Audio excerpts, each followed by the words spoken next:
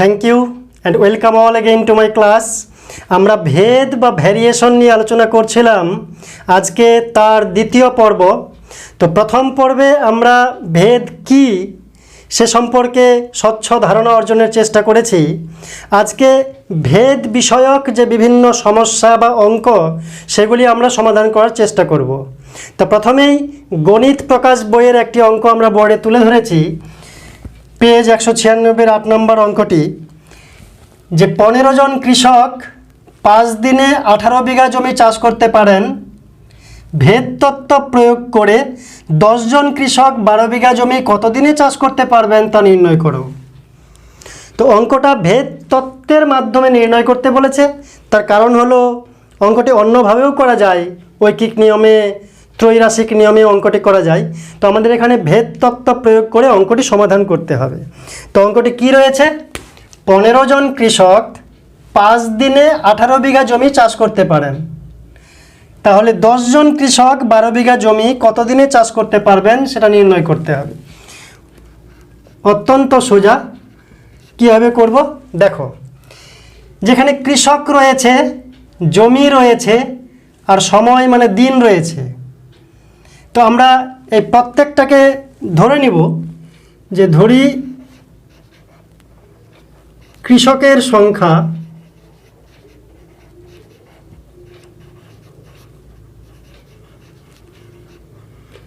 সমান এ ধরলাম, যে কিছু ধরলেই হলো একটা চিহ্ন।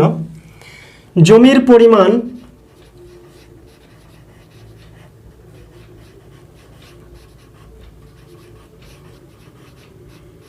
বি ধরে নিলাম, আর সময় মানে দিন সংখ্যা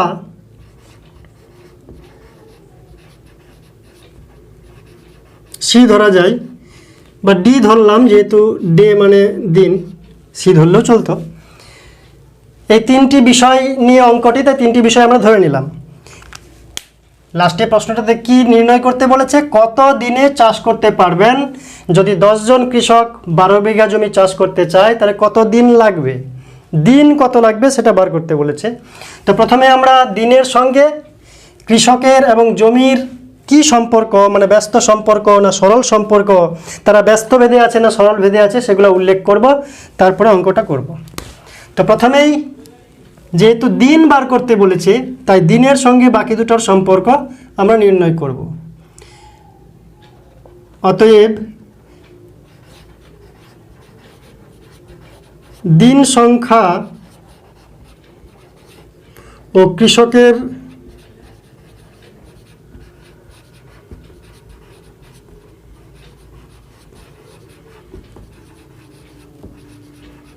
সংখ্যার মধ্যে কি সম্পর্ক, সরল সম্পর্ক না ব্যস্ত সম্পর্ক, এরা সরল ভেদে আছে না ব্যস্ত ভেদে আছে আমাদের নির্ণয় করতে হবে।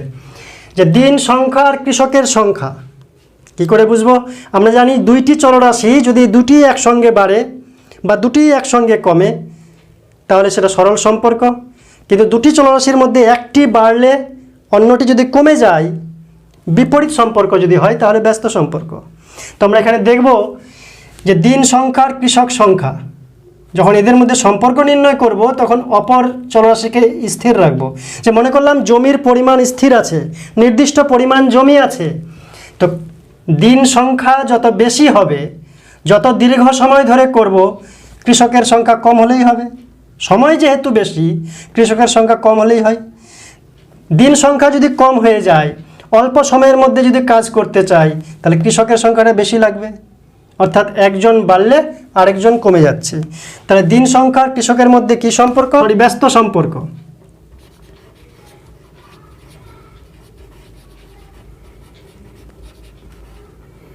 ব্যস্ত সম্পর্ক যখন জমির পরিমাণ স্থির,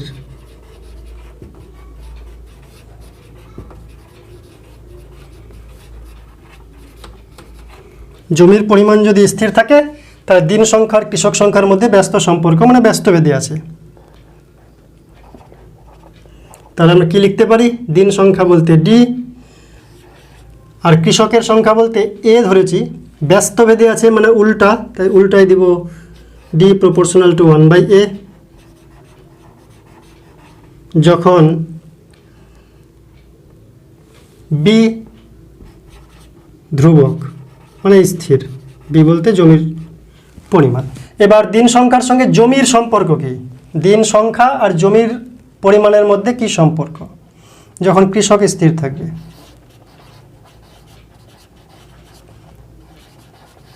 দিন সংখ্যা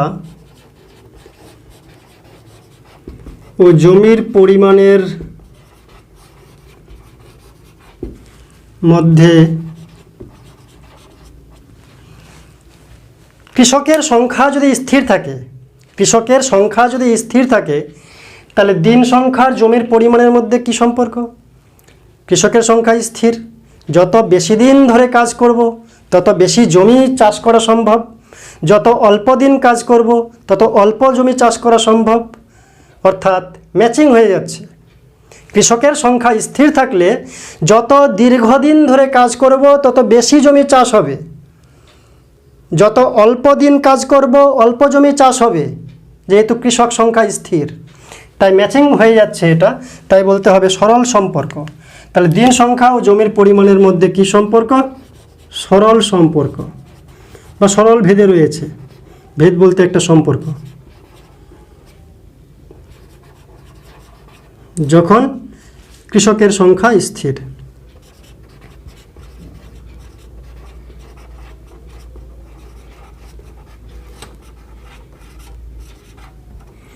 যখন কৃষক সংখ্যা স্থির, তাহলে এখান থেকে কী লিখতে পারি?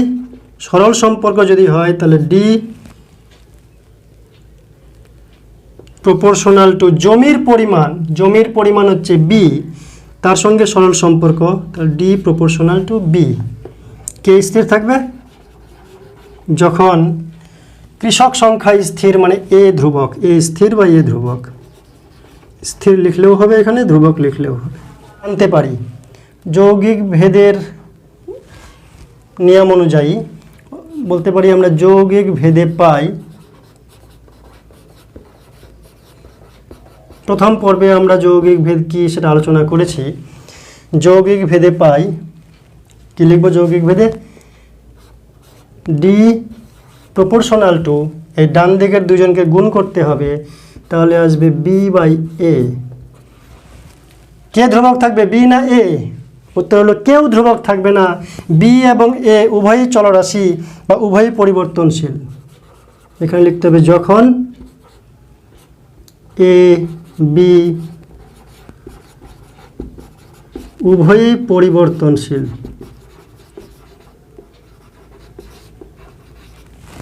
উভয়ই পরিবর্তনশীল। এই ভেদ থেকে আমরা সমীকরণ নিয়ে আসতে পারি। ডি ইজুক্যাল টু, ভেদ চিহ্ন থেকে যদি সমান চিহ্ন নিয়ে আসি মানে সমীকরণ বানাই, তো আমরা জানি যে একটা ধ্রুবক মানে ভেদ ধ্রুবক বসাতে হয়, তাহলেই ভেদ সমীকরণে রূপান্তর হয়। ডি ইজুক্যাল টু কে, কে হচ্ছে ভেদ ধ্রুবক। কে যদি ভেদ ধ্রুবক হয় এটা অশূন্য ভেদ ধ্রুবক, অর্থাৎ এখানে লিখে দিতে হয় যে কে নট ইজুক্যাল টু 0 একটি ভেদ ধ্রুবক। তো এই সমীকরণটাকে আমরা 1 নম্বর সমীকরণ হিসেবে লিখতে পারি। ব্র্যাকেটে লিখে দেব কে নট ইজুক্যাল টু 0 একটি ভেদ ধ্রুবক।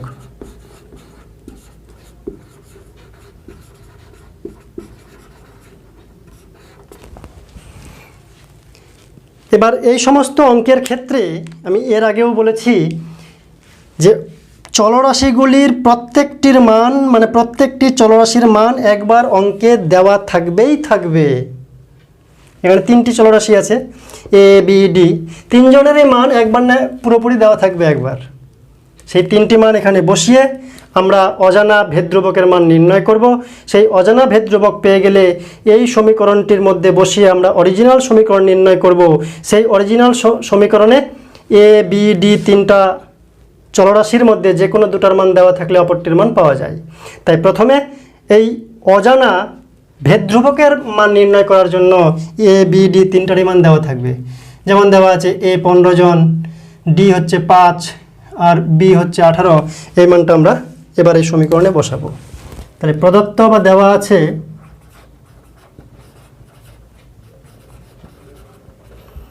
আছে ডি সমান 5,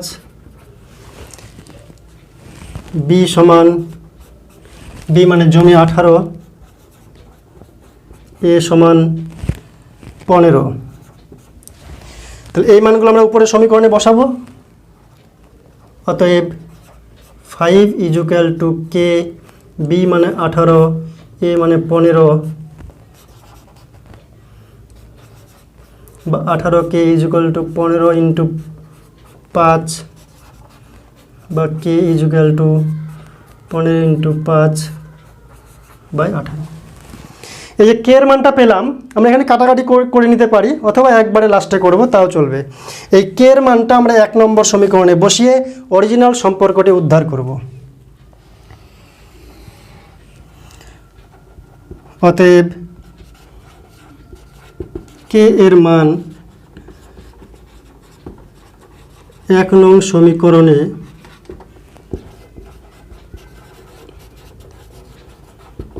বসিয়ে পাই, কি পাচ্ছি? D equal to K, K বলতে 15 ইন্টু 5 বাই 18, আর বি বাই এ। তাহলে এই অরিজিনাল সমীকরণ আমরা পেয়ে গেলাম। এরপরে এ বি ডি তিনটি চলরাশির মধ্যে যে কোনো দুটো চলরাশির মান দেওয়া থাকলে অপর চলরাশির মান আমরা এই সমীকরণ থেকে পেতে পারি, কারণ এখানে আর ভেদ ধ্রুবক নেই, ভেদ ধ্রুবকের মানটা পেয়ে গেছি। সেই মানের সাহায্যে আমরা যে কোনো দুটো চলরাশির মান দেওয়া থাকলে অপরটির বার করতে পারি। তো কি দেওয়া আছে? 10 জন কৃষক মানে এর মান দেওয়া আছে, 12 বিঘা জমি মানে বি এর মান দেওয়া আছে। তাহলে এবার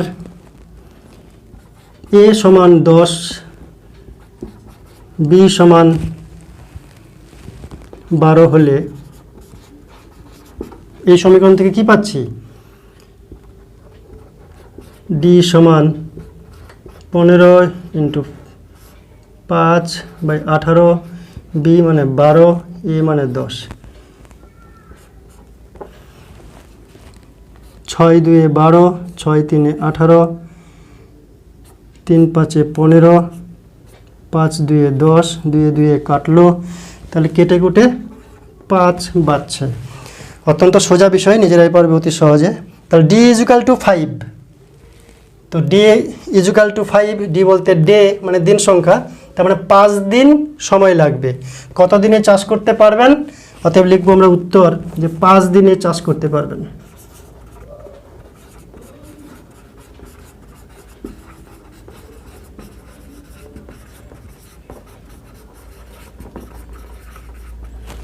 এইভাবে অঙ্কটা করতে হবে। তো আরও একবার বলে দিচ্ছি সংক্ষেপে, যে 15 জন কৃষক 5 দিনে 18 বিঘা জমি চাষ করতে পারে, তাহলে 10 জন কৃষক 12 বিঘা জমি কত দিনে চাষ করতে পারবে? তিনটি চলরাশির কথা বলা হয়েছে এখানে, কৃষকের সংখ্যা, জমির পরিমাণ আর সময় বলতে দিন। তাই তিনটিকে আমরা ধরে নেব, এ বি সি ধরতে পারি, এক্স ওয়াই জেড ধরতে পারি, যা ইচ্ছা। আমরা কৃষকের সংখ্যাকে এ, জমির পরিমাণকে বি আর দিন সংখ্যাকে ডি ধরে নিয়েছি। এবার বার করতে হবে দিন সংখ্যা, তাই দিন সংখ্যার সঙ্গে বাকি দুটার কি সম্পর্ক সেটা নির্ণয় করব, অথবা কৃষকের সংখ্যার সঙ্গে বাকি দুটার সম্পর্ক কি সেভাবে করলেও চলবে। আমরা যেটা বার করতে হবে তাকেই বাম দিকে রাখার চেষ্টাই। তো দিন সংখ্যার সঙ্গে কৃষকের সংখ্যার মধ্যে কি সম্পর্ক? দিন সংখ্যা যত বেশি হবে, একটা নির্দিষ্ট পরিমাণ জমি, দিন সংখ্যা বেশি হলে সময় বেশি দিলে কম কৃষকে কাজটা করতে পারবে। তাহলে দিন বেশি হলে কৃষক কম লাগবে, মানে ব্যস্ত সম্পর্ক, যখন জমির পরিমাণ স্থির থাকবে। ব্যস্ত সম্পর্ক মানে উল্টে দিতে হবে, তাই ডি প্রপোর্শনাল টু 1/a, যখন বি মানে জমির পরিমাণ স্থির বা ধ্রুবক। অপরদিকে দিন সংখ্যার সঙ্গে জমির পরিমাণের কি সম্পর্ক? যার সঙ্গে সম্পর্ক বার করব অপর চলরাশিকে স্থির রাখতে হবে। তাহলে দিন সংখ্যা যদি বেশি হয়, বেশি দিনে বেশি জমি চাষ করা যাবে, যদি কৃষকের সংখ্যাটা ঠিক থাকে মানে স্থির থাকে। তাহলে ডি প্রপোর্শনাল টু বি সরল সম্পর্ক, এ ধ্রুবক। দুজনকে আমরা একসঙ্গে যৌগিক ভেদে কনভার্ট করব। যৌগিক ভেদ করলে বাম দিকেরটা একই থাকে, ডান দিকেরটা গুণ করে দিতে হয়, এবং বলতে হবে যে বি এবং এ উভয়ই পরিবর্তনশীল, উভয় চলরাশি, এখানে কেউ স্থির নয়। এবার এই ভেদ থেকে যদি সমীকরণ নিয়ে আসি, একটা ভেদ ধ্রুবক বসাতে হয়, তাহলে সমান চিহ্ন দেওয়া যাবে। ভেদ ধ্রুবক তুলে দিলে সমান চিহ্ন থাকবে না, সেটা ভেদে কনভার্ট হবে। আর ভেদ চিহ্ন থেকে সমান চিহ্ন আনলে মানে সমীকরণ বানালে একটা ধ্রুবক দিতে হবে। তাহলে D equal to K into B by A আমরা পেলাম, যেখানে K is not equal to 0 একটি ভেদ ধ্রুবক, বা কে অশূন্য ভেদ ধ্রুবক লিখলেও চলবে। আমি এর আগেও বলেছি যে ভেদের অঙ্কের প্রতি ক্ষেত্রেই, প্রত্যেকটা অঙ্কের বেলাতেই অজানা ভেদ ধ্রুবকের মান নির্ণয়ের জন্য প্রত্যেকটি চলরাশির মান একবার দেওয়া থাকবেই থাকবে। এখানেও তাই, এর মান 15, ডি এর মান 5, বি এর মান 18 দেওয়া আছে প্রথম লাইনেই, সেই মানগুলো আমরা এখানে বসালাম। তাতে অজানা মান কে এর একটা বার হলো। এখানে কাটাকুটি করব না, লাস্টে একবারে করলেই চলবে। এবার এই কে এর মানটা আমরা 1 নম্বর সমীকরণে বসিয়ে অরিজিনাল সমীকরণ আমরা নির্ণয় করলাম। এই অরিজিনাল সমীকরণের মধ্যে আর ধ্রুবক অজানা নয়, ধ্রুবকের মান জেনে ফেলেছি। এবার আমরা এ বি ডি তিনটি চলরাশির মধ্যে যে কোনো দুটো চলরাশির মান যদি বসিয়ে দিই, তাহলে অজানা অপর চলরাশির মান উদ্ধার করতে পারবো। তো যে দুটো মান দেওয়া আছে পরের বার, সেই মান দুটি বসিয়ে ডি এর মানটা নির্ণয় করা। এবং এই পদ্ধতির মতোই প্রত্যেকটি অঙ্ক ভেদের সমাধান করা যাবে। ভেদের নেক্সট অঙ্ক 9 নম্বর অঙ্কটি, গোলকের আয়তন গোলকের ব্যাসার্ধের ত্রিঘাতের সঙ্গে সরল ভেদে আছে। গোলকের আয়তন গোলকের ব্যাসার্ধের ত্রিঘাতের সঙ্গে সরল ভেদে আছে। 1.5, 2, 2.5 মিটার দৈর্ঘ্যের ব্যাস বিশিষ্ট 3টি নিরেট গোলককে গলিয়ে একটি নিরেট গোলক বানানো হলো। 3টা গোলক 1.5, 2, 2.5 মিটার দৈর্ঘ্যের ব্যাস বিশিষ্ট, তাদেরকে গলিয়ে সেই পদার্থ দিয়ে অন্য একটি নিরেট গোলক তৈরি করা হলো। নতুন গোলকের ব্যাসের দৈর্ঘ্য নির্ণয় করো। অর্থাৎ 3টি গোলককে গলিয়ে নতুন গোলক বানানো হলো। 3টি গোলকের যা মোট আয়তন, সেটা দিয়ে নতুন গোলক তৈরি করা হলো। তাই নতুন গোলকের মোট আয়তন পরস্পর সমান হবে।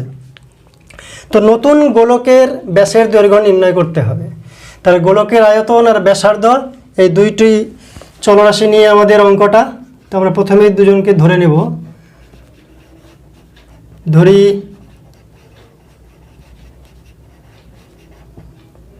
গোলকের ব্যাসার্ধ সমান আর, মিটারে আছে তো মিটার ধরে নিতে পারি। ধরি গোলকের ব্যাসার্ধ আর মিটার,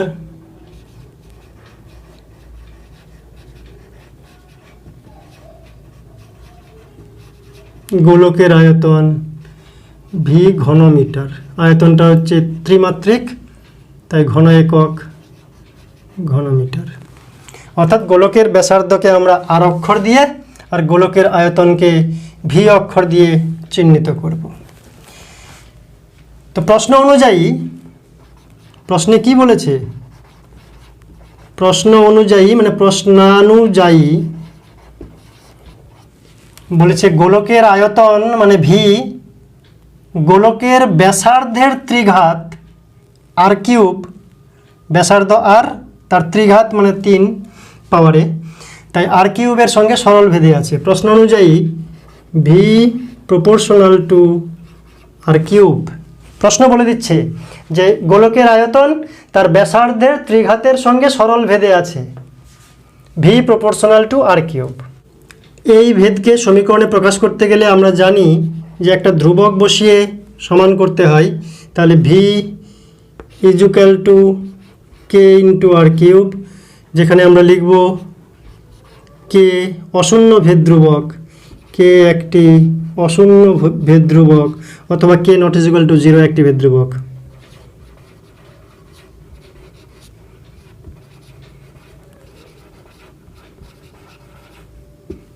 কে একটি অশূন্য ভেদ ধ্রুবক। এবার 3টি গোলক, 3টি গোলকের ব্যাস দেওয়া আছে, তাই 3টি গোলকের ব্যাসকে আমরা ব্যাসার্ধে কনভার্ট করব, কারণ ব্যাসার্ধ দিয়েই সমস্ত ফর্মুলা রয়েছে গোলকের। 3টি গোলকের ব্যাসার্ধ যথাক্রমে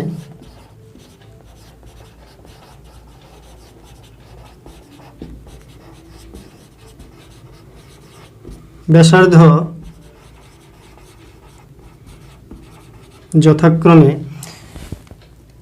1.5 মিটার, 3/2 মিটার হচ্ছে ব্যাস। তাহলে ব্যাসার্ধ মানে 3/2কে অর্ধেক করব, তো 3/2কে অর্ধেক করলে 3/4 মিটার। 2 মিটার ব্যাস, তাকে যদি অর্ধেক করি তাহলে 1 মিটার হবে ব্যাসার্ধ। 3 নম্বর গোলকটার ব্যাস হচ্ছে 2.5 মিটার মানে 5/2 মিটার, সেই ব্যাসকে অর্ধেক করলে ব্যাসার্ধ পাবো। 5/2কে অর্ধেক করলে 5/4 এত মিটার। তা 3টে গোলকের ব্যাসার্ধ আমরা পেয়ে গেলাম। অতএব প্রথম গোলকের আয়তন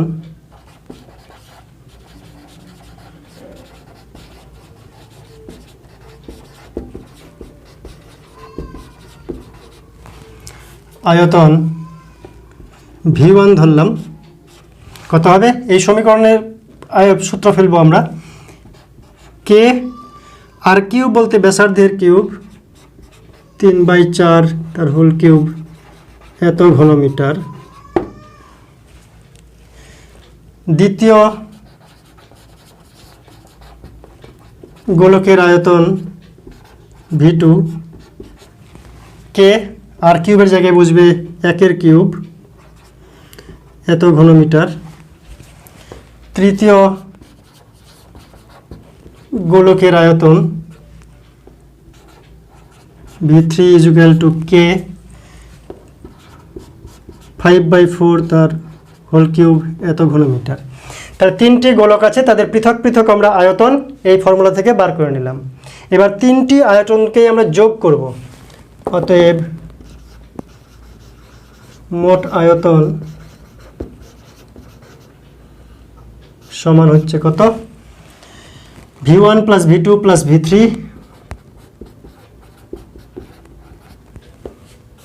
=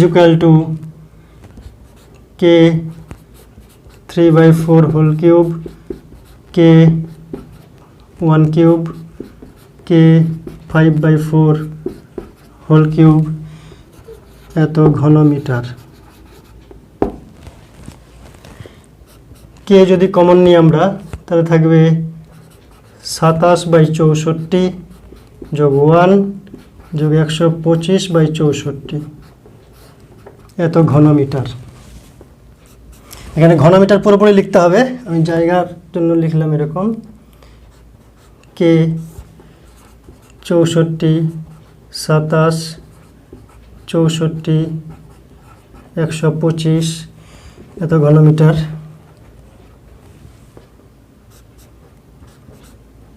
5 4 9 7 16 6 হাতে 1 আর 2 3 3 6 9 2 11 1 2 216/64।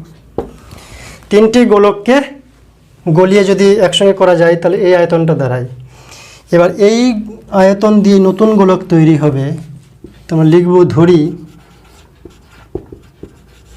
নতুন গোলকের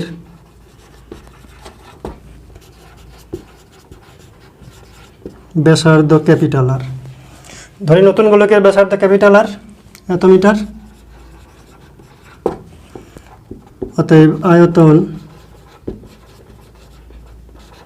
V = kr³। অতএব শর্তানুসারে এই নতুন গোলকের আয়তন যেটা, সেটাই তিনটি গোলকের আয়তনের যোগফল, তাই পরস্পরকে সমান দেখাবো। অতএব শর্তানুসারে kr³ = k 216/64। কে বাদ পড়লো দুদিক থেকেই, তাহলে r³ = 6/4 হোল কিউব বা r³ কাটাকাটি করিনি কেন, তাহলে হচ্ছে 3, এটা হচ্ছে 2 3/2 হোল কিউব। এখানে কাটাকাটি করে নেওয়া যেত বা পরে করলেও হবে, বা r = 3/2। তাহলে ব্যাসার্ধ হচ্ছে 3/2। আমাদের কী বার করতে বলেছে? নতুন গোলকের ব্যাস। অতএব ব্যাস বা নতুন গোলকের ব্যাস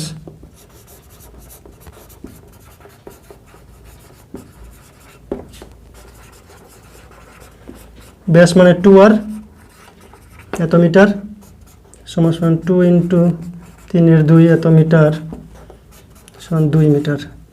2 দিয়ে কাটলো 3 মিটার। তাহলে এইভাবে অঙ্কটি করতে হবে। নেক্সট অঙ্ক বেশ ইন্টারেস্টিং। y দুটি চলের সমষ্টির সমান, মানে y হচ্ছে দুটি চলের যোগফল, যার একটি x চলের সঙ্গে সরলভেদে এবং অন্যটি x চলের সঙ্গে ব্যস্তভেদে আছে।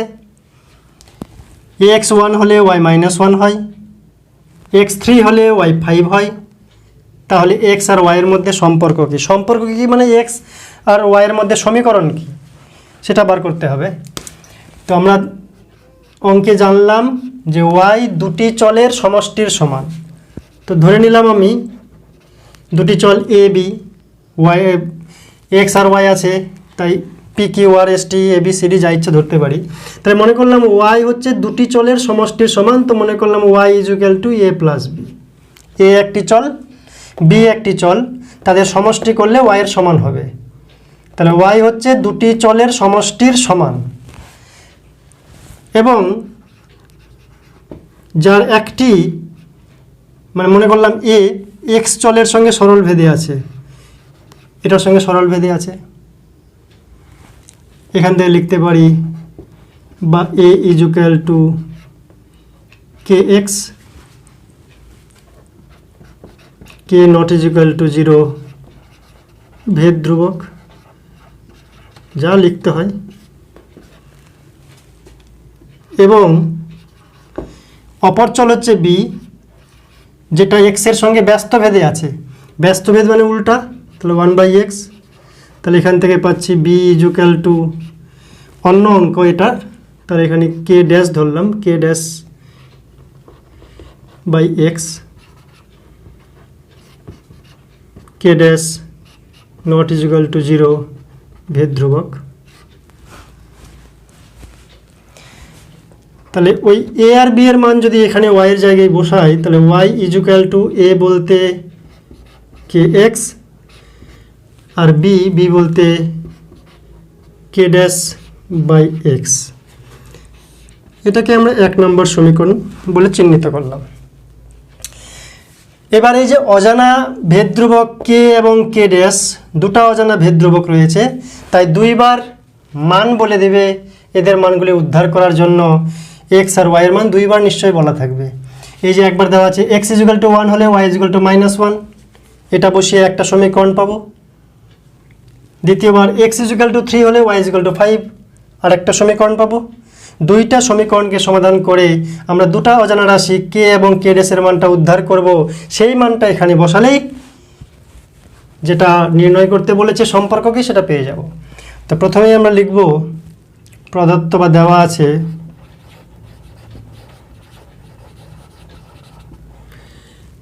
x ইজ ইকুয়াল টু 1 হলে y ইজ ইকুয়াল টু -1। অতএব উপরের সমীকরণ থেকে কি পাচ্ছি, y ইজ ইকুয়াল টু -1,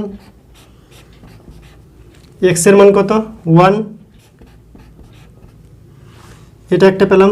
এটাকে 2 নম্বর সমীকরণ দিলাম। আবার দেওয়া আছে আরও কি দেওয়া আছে, আরেকবার মান দেওয়া আছে x ইজ ইকুয়াল টু 3 হলে y is equal two 5, x is equal two 3 হলে y ইজ ইকুয়াল টু 5। তো এটাও আমরা 1 নম্বর সমীকরণে বসাবো। তাহলে y হচ্ছে 5,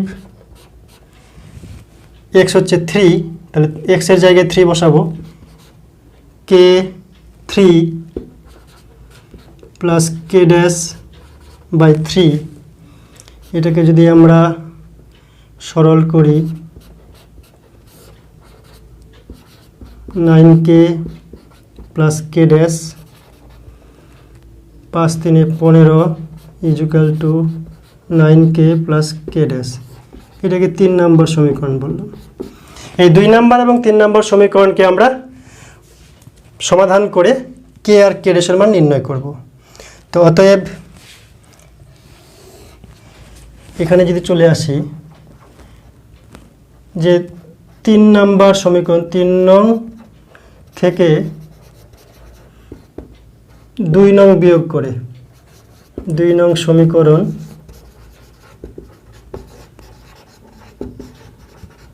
বিয়োগ করে পাই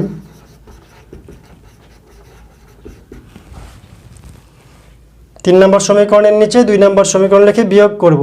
কেন, কে ড্যাশ কাটা পড়ে যাবে, বাদ যাবে, তাহলে কে এর মানটা পাবো আমরা। তাহলে 15 is equal to 9k plus K dash -1 is equal to K plus K dash. বিয়োগ করতে গেলে সবার চিহ্ন পাল্টাবো, এটা প্লাস হয়ে যাবে, এটা মাইনাস হয়ে যাবে, এটা মাইনাস ধরবো আমরা। এই দুটো কেটে গেল, এখানে হলো 8k আর এটা হচ্ছে 16। তাহলে 8k ইজ ইকুয়াল টু 16, অতএব k is equal two 16/8 equal to 2। তাহলে কে এর মান 2 বেরোলো। কে ইকুয়াল টু 2 মানটিকে 1 নং সমীকরণে, 1 নং তো না 2 নং, 2 নং সমীকরণে বসিয়ে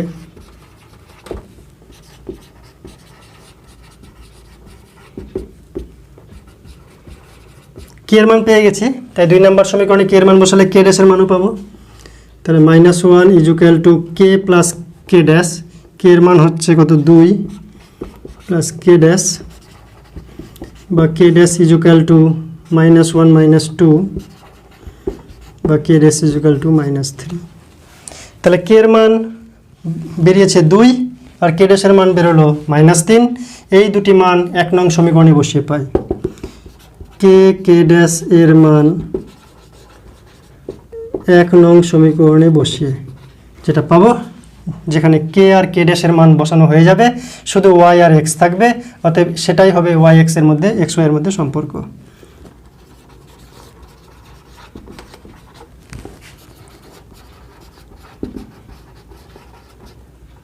কি পাচ্ছি, Y equal to K X, K মানে হচ্ছে 2, তাহলে 2x plus K dash by X, K ড্যাশের মান হচ্ছে -3/x, বা y equal to 2x minus 3/x, plus মাইনাসে মাইনাস হলো 3/x।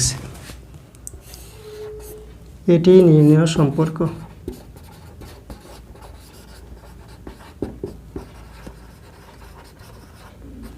এটি নির্ণয় সম্পর্ক। ভালো করে দেখো, বেশ সোজা। নেক্সট অঙ্ক মাধ্যমিকের জন্য খুব ইম্পর্ট্যান্ট। এই অঙ্কটি মাঝে মধ্যে আসে যে A proportional to B, B proportional to C হলে দেখাও যে A cube B cube plus B cube C cube plus C cube A cube proportional to A B C into A cube plus B cube plus C cube. এটার সঙ্গে এটা proportional আমাকে দেখাতে হবে যদি A proportional to B, B proportional to C হয়। তো অঙ্কটা আমরা কীভাবে করব দেখো, দেওয়া আছে বা প্রদত্ত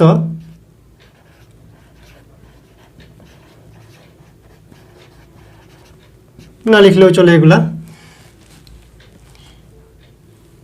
আমি প্রথমে বি প্রপোর্শনাল টু সি লিখলাম, বি প্রপোর্শনাল টু সি। এখান থেকে লিখতে পারি বা B equal to K C, যেখানে কে নট ইকুয়াল টু 0 একটি ভেদ ধ্রুবক।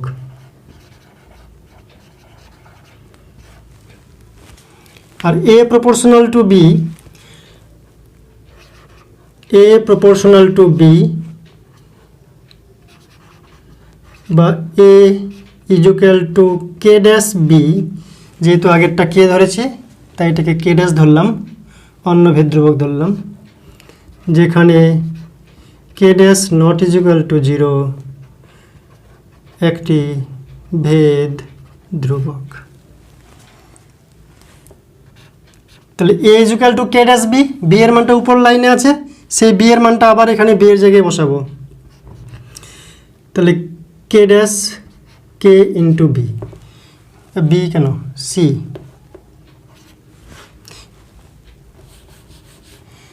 তাহলে আমরা কি করলাম, কে ড্যাশ বি, বি এর মানটা উপর থেকে নিয়ে এসে এখানে বসালাম, তাহলে বি এর মান হচ্ছে কে সি। তাহলে এর মানটা দাঁড়ালো বা A equal to K dash K C. এবার এরকম অঙ্ক যদি থাকে, ডান দিকে আমরা কি করব, বাম পক্ষকে উপরে লিখব এবং যেটা প্রমাণ করতে হবে ডান দিকেরটাকে নিচে লিখব, তার লিখে তার মানগুলা বসিয়ে দেখব এটা একটা ধ্রুবক, অতএব লাস্টে বজ্রগুণন করব এবং ধ্রুবককে তুলে দিয়ে আমরা এরকম ভেদ চিহ্ন বা প্রপোর্শনাল টু চিহ্ন নিয়ে আসব। তাহলে যেটা প্রমাণ করতে হবে তার বাম সাইডেরটা উপরে, ডান সাইডেরটা নিচে লিখে আমরা এরকম লিখব, অতএব A cube B cube plus B cube C cube plus C cube A cube divided by ডান দিকেরটা A B C A cube plus B cube plus C cube, এর মানটা আমরা নির্ণয় করব। কি করব? এর মান বি এর মানটা বসাবো, সি এর মানটা সিকে সি রাখবো, সবাইকে একটি অক্ষরে কনভার্ট করব। তো এ কিউব এর মান হচ্ছে কে ড্যাশ কে সি, তো এ কিউব মানে এটার cube, A cube B cube, B এর মান কে সি, তাহলে কে সির কিউব, তাহলে এ কিউব বি কিউব হলো। এবার B cube C cube plus B cube C cube, B বলতে K C, B cube C cube plus C cube A cube, A বলতে K dash K into C, তাহলে A cube B cube, B cube C cube, C cube A cube, প্রত্যেকের মানটা আমরা বসালাম উপরে দেখে দেখে। এর মান বি এর মান আর সি এর মান সি থাকলো। নিচে এ বি সি, এ বলতে K dash K C, B বলতে কে ড্যাশ সি, আর এ বি আর সি, এবং সঙ্গে থাকবে A cube plus B cube plus C cube. তাহলে এ কিউব বলতে কে ড্যাশ কে সি তার whole cube plus B cube, B cube বলতে বি এর মান কে সি, তাহলে কে সির whole cube plus C cube, C cube থাকলো। অর্থাৎ এর মান, এই মানটা আমরা এখানে বসিয়েছি, বি এর মান এই মানটা বসিয়েছি। উদ্দেশ্য এ এবং বিকে সিতে কনভার্ট করে নেওয়া, তাই সমস্ত সি, এ আর বি থাকলো না, সব সিতে আর ধ্রুবকে কনভার্ট হলো। এবার আমরা হিসাব যদি করি, খুব সোজা। কীরকম সোজা? এখানে সি কিউব আর সি কিউব, তাহলে সি টু দি পাওয়ার 6 গুণ করলে, এখানে সি কিউব গুণ করলে সি টু দি পাওয়ার 6, এখানে সি কিউব গুণ করলে সি টু দি পাওয়ার 6। তো সি টু দি পাওয়ার 6 প্রত্যেকটা জায়গায় আছে, আমরা সি টু দি পাওয়ার 6 একবারে কমন নিয়ে নেব, অথবা গুণ করার পরে কমন নিলেও হতো। তাহলে ভিতরে কে থাকবে? কে ড্যাশ কিউব, আর কে কিউব মিলে K 6 plus C to the power 6 common নিয়ে বাইরে চলে আসছে, তাহলে কে কিউব শুধু থাকলো, সি কিউব আর সি কিউব মিলে কে 6 সি 6 হিসাবে বাইরে চলে এসছে কমন হিসাবে, ভিতরে থাকলো কে ড্যাশ কিউব আর কে কিউব, যেহেতু হোল কিউব ছিল। নিচে সি সি সি মিলে সি কিউব, আবার এদিকে সি কিউব করে কমন নিব, তাহলে এখানেও C to the power 6 common চলে আসবে। এখানে থাকছে কে ড্যাশ মিলে কে ড্যাশ স্কোয়ার আর কে, আর ভিতর থেকে আমরা সি কিউব কমন নিয়েছি, তাই থাকছে কে dash cube K cube plus 1। মূল উদ্দেশ্য হলো উপরের লাইন থেকে সমস্ত সিকে, দেখছি সি এর পাওয়ার 6 আছে প্রত্যেকটা জায়গাতে, তো সি 6 কমন নিব, নিচে বাইরে সি কিউব, ভিতরে সি কিউব কমন নিয়ে সি কিউব আর সি কিউব মিলে C to the power 6, C cube common এখানে নিয়ে নিই আমরা, এটা সি টু দি পাওয়ার 6 হবে। তাহলে সি টু দি পাওয়ার 6 হিসেবে কমন নিলাম, উপরের সি টু দি পাওয়ার 6 আর নিচের সি টু দি পাওয়ার 6 কাটাকুটি গেল, গিয়ে শুধু বাঁচলো যা আছে দেখে দেখে টুকলি করব, C dash cube K dash cube K 6 K 3 K dash cube K cube, নিচে কে ড্যাশ স্কোয়ার কে, ব্র্যাকেটে K dash cube K cube plus 1। শুধু বলার এটুকু নেই যে কে ড্যাশ বা কে এরা হচ্ছে ধ্রুবক, মানে সংখ্যা, নির্দিষ্ট সংখ্যার মান প্রত্যেক সবসময় স্থির। তো এই যে ধ্রুবকগুলো রয়েছে কে ড্যাশ এবং কে প্রত্যেকেই ধ্রুবক, সমস্ত ধ্রুবককে যোগ বিয়োগ গুণভাগ যাই করি না কেন, কিউব করি না কেন, 6 করি না কেন, সমস্ত সংখ্যা যোগ বিয়োগ গুণভাগ করলে একটা নতুন সংখ্যা আসবে, সেই নতুন সংখ্যাকে আমি ধরে নিলাম K2।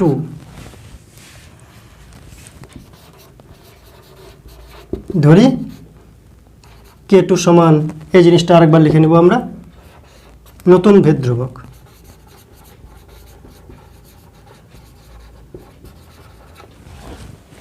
এবার বজ্রগুণন করব, অতএব বাম দিকে কি আছে, বাম দিকে এটা আছে, বজ্রগুণন যদি করি তাহলে A cube B cube plus B cube C cube plus C cube A cube equal to K2 into নিচেরটা কি ওদিকে গুণ হবে A B C A cube plus B cube plus C cube. এখানে জটিলতা মাথায় নেবে না। সি কিউব গুণ করে C6, সি কিউব গুণ করলে C6, সি কিউব গুণ করলে C6, সমস্ত C6 কমন গেল। নিচে বাইরের সি কিউব ভিতরের সি কিউব কমন নিয়ে বাইরের সি কিউবের সঙ্গে C6, বাকি জঞ্জালগুলো একসঙ্গে থাকলো। C6 কেটে গেল, সমস্ত ধ্রুবকের ঝামেলা থাকলো। ধ্রুবকের ঝামেলা মিলে নতুন ধ্রুবক, সেই নতুন ধ্রুবকের সঙ্গে বজ্রগ্রহণ করলে এটা পাওয়া যায়। এবার ধ্রুবক যদি তুলে দিই, আমরা জানি সমীকরণ থেকে ভেদে চলে আসে, ধ্রুবক তুলে দিলে এটা সমানুপাতিক সম্পর্ক হবে। A cube B cube plus B cube C cube plus C cube A cube সমান চিহ্ন তুলে ভেদ চিহ্ন আসলো, আর K2 তখন থাকবে না। তাহলে K2 মানে ধ্রুবক আর সমান চিহ্ন তুলে দিলে ভেদ ধ্রুবকে পরিণত হয়। আমরা গত পর্বে আলোচনা করেছি।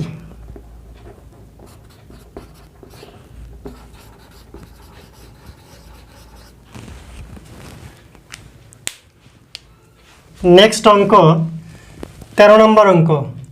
চোঙের আয়তন ভূমির ব্যাসার্ধের দৈর্ঘ্যের বর্গের আর উচ্চতার সঙ্গে যৌগিক ভেদে আছে।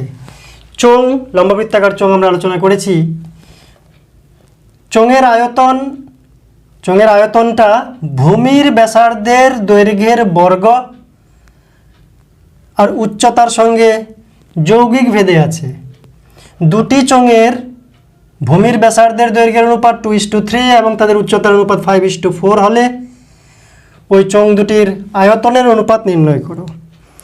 বেশ মজাদার যে চোঙের আয়তনের ফর্মুলা জানার দরকার নেই, ভেদ যদি জানি আমরা কার সঙ্গে কি ভেদে আছে, ব্যাসার্ধের সঙ্গে কি ভেদে আছে, উচ্চতার সঙ্গে কি ভেদে আছে জানলেই আমরা তার আয়তন নির্ণয় করতে পারবো। এটাই হচ্ছে ভেদের তাৎপর্য বা গুরুত্ব। তো চোঙের আয়তন, ভূমির ব্যাসার্ধ আর উচ্চতা আমরা ধরে নেব প্রত্যেকের চিহ্ন। ধরি চোঙের আয়তনটাকে ভি ধরলাম। চোঙের আয়তন ভি, ভূমির ব্যাসার্ধ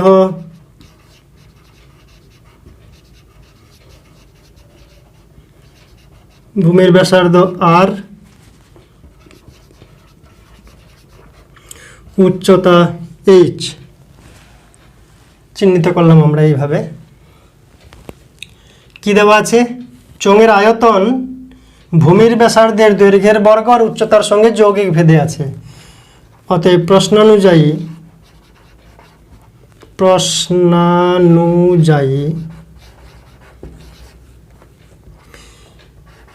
চোঙের আয়তনটা যৌগিক ভেদে আছে। যৌগিক ভেদ মানে দুটাকে গুণ মারতে হবে। কার সঙ্গে? ব্যাসার্ধের দৈর্ঘ্যের বর্গ, এই যে ব্যাসার্ধ আছে আর এর বর্গের সঙ্গে, বর্গ বলতে স্কোয়ার, এবং উচ্চতা এর সঙ্গে যৌগিক ভেদ বলতে গুণ। অর্থাৎ এটা দেওয়া আছে যে চোঙের আয়তন ভূমির ব্যাসার্ধের দৈর্ঘ্যের বর্গের সঙ্গে এবং উচ্চতার সঙ্গে যৌগিক ভেদে আছে আয়তনটা চোঙের। তাহলে এখান থেকে আমরা কি লিখতে পারি? এই ভেদকে আমরা সমীকরণে প্রকাশ করব সবসময় K আর স্কোয়ার H। এটাকে আমরা 1 নম্বর সমীকরণ দিলাম, যেখানে K নট ইকুয়াল টু 0 একটি ভেদ ধ্রুবক।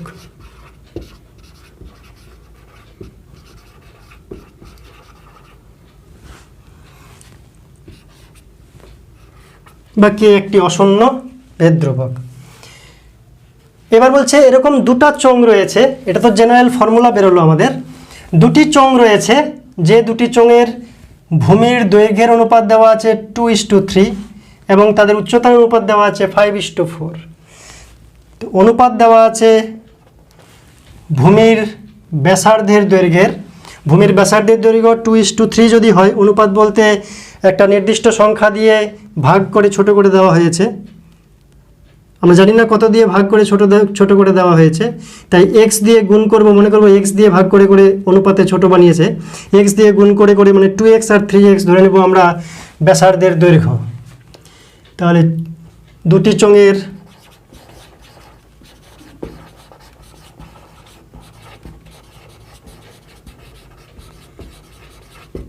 ব্যাসার্ধের অনুপাত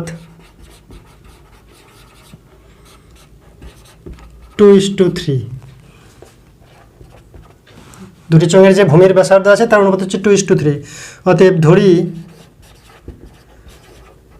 R1 = 2x আর R2 = 3x। এত একক করে, যেহেতু মিটার সেন্টিমিটার কিছু দেওয়া নেই তাই আমরা একক ধরে নেব। আবার দুটি চোঙের উচ্চতার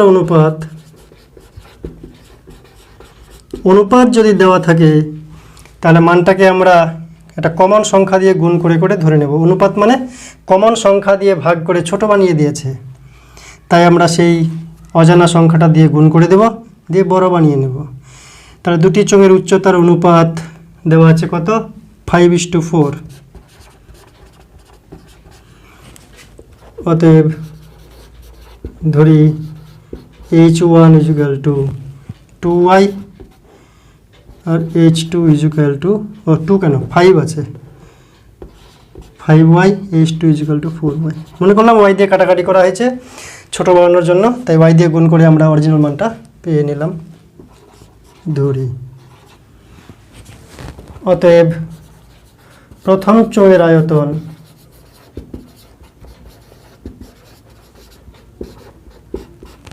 আয়তনের ফর্মুলা এটা, তাহলে এখান থেকে পেতে পারি কে r²। আর বলতে প্রথম চোঙের আর কত? 2x, তাহলে 2x এর স্কোয়ার আর স্কোয়ার আর h, প্রথম h বলতে 5y। এটা হিসাব করলে কত হচ্ছে? 4 × 5 = 20, 20k x²y। আয়তন বলতে ঘন একক।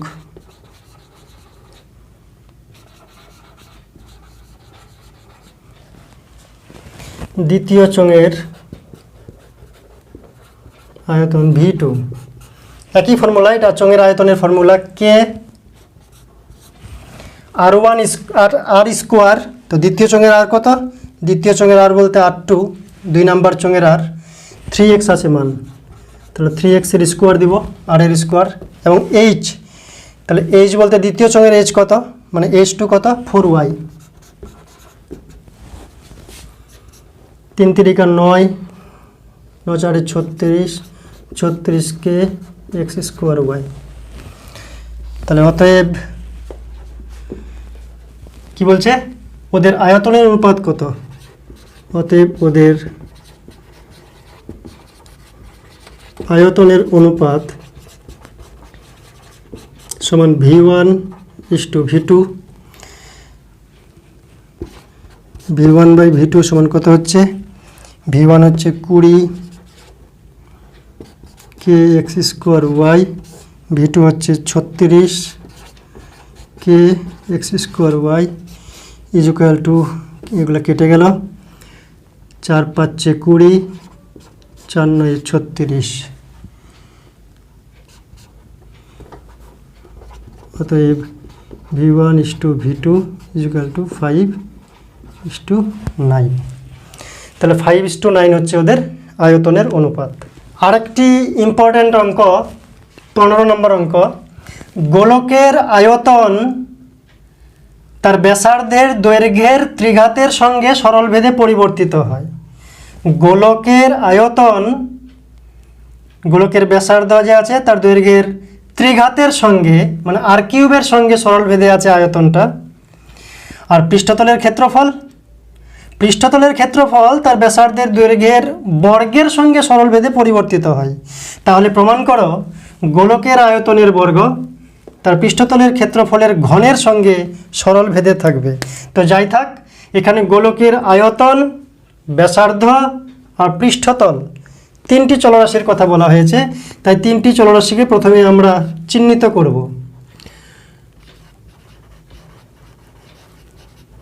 গোলকের আয়তনকে ভি দিয়ে গোলকের আয়তনকে ভি দ্বারা ভূমির ব্যাসার্ধের দৈর্ঘ্য ব্যাসার্ধকে আর দ্বারা এবং পৃষ্ঠতলের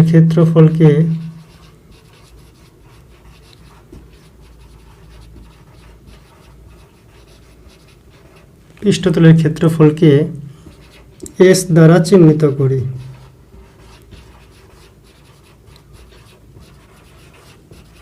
এরকম লিখলেও চলবে, অথবা গোলকের আয়তন সমান ভি, ধরে গোলকের আয়তন সমান ভি, গোলকের ব্যাসার্ধ সমান আর এবং পৃষ্ঠতলের ক্ষেত্রফল সমান এস, এরকম ধরলেও চলবে, অসুবিধা নাই কিছু। এবার কি বলেছে, গোলকের আয়তন প্রশ্নানুসারে গোলকের আয়তন ভি ব্যাসার্ধের দৈর্ঘ্যের ত্রিঘাতের সঙ্গে সরল ভেদে, ব্যাসার্ধের দৈর্ঘ্য আর, তাহলে আর এর ত্রিঘাত মানে আর কিউবের সঙ্গে সরল ভেদে রয়েছে। তাহলে এখান থেকে আমরা কি পাচ্ছি, বা V equal to K R cube, যা লিখতে হয় কে নট ইজুক্যাল টু 0, একটি ভেদ ধ্রুবক,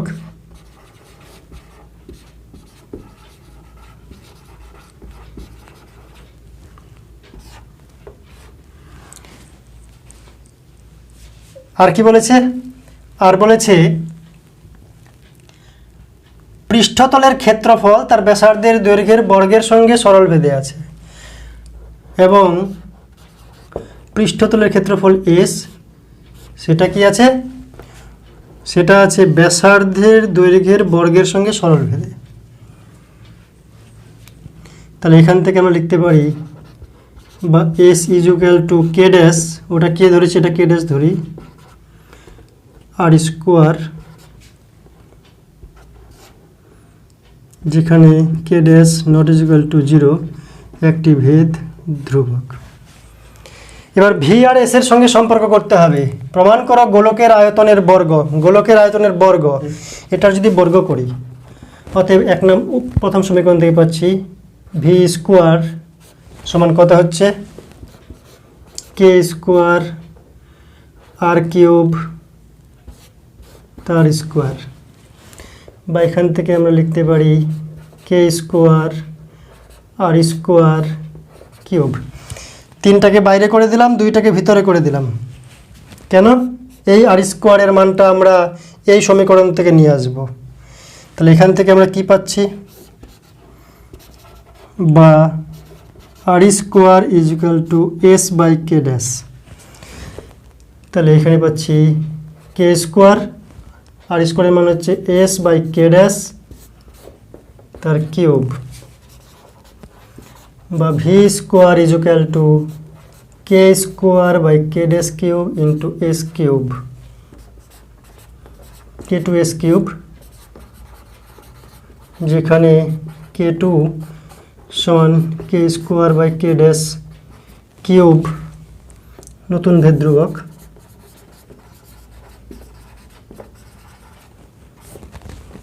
তাহলে এখান থেকে আমি চলে আসব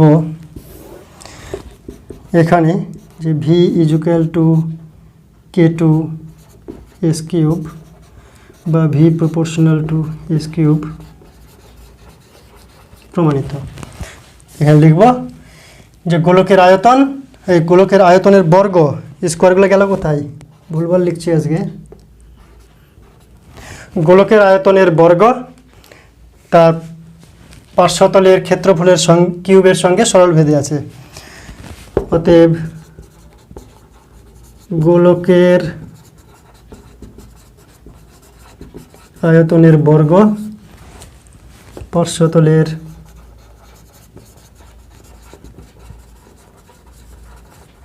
ক্ষেত্রফলের ঘন। গোলকের আয়তনের বর্গ আর পার্শ্বতলের ক্ষেত্রফলের ঘন তারা সরল ভেদে রয়েছে। অর্থাৎ আমাদের যে উত্তরটার দিকে তাকাতে হবে, গোলকের আয়তনের বর্গ তাই এখান থেকে গোলকের আয়তনের স্কোয়ার করে নিলে ভালো ছিল। পার্শ্বতলের বা পৃষ্ঠতলের ক্ষেত্রফল, পার্শ্বতল না বলে পৃষ্ঠতল বলেছে ওখানে, তো আমরা পৃষ্ঠতলেই লিখব। পৃষ্ঠতলের ক্ষেত্রফলের ঘনের সঙ্গে এরকম রয়েছে। Thank you.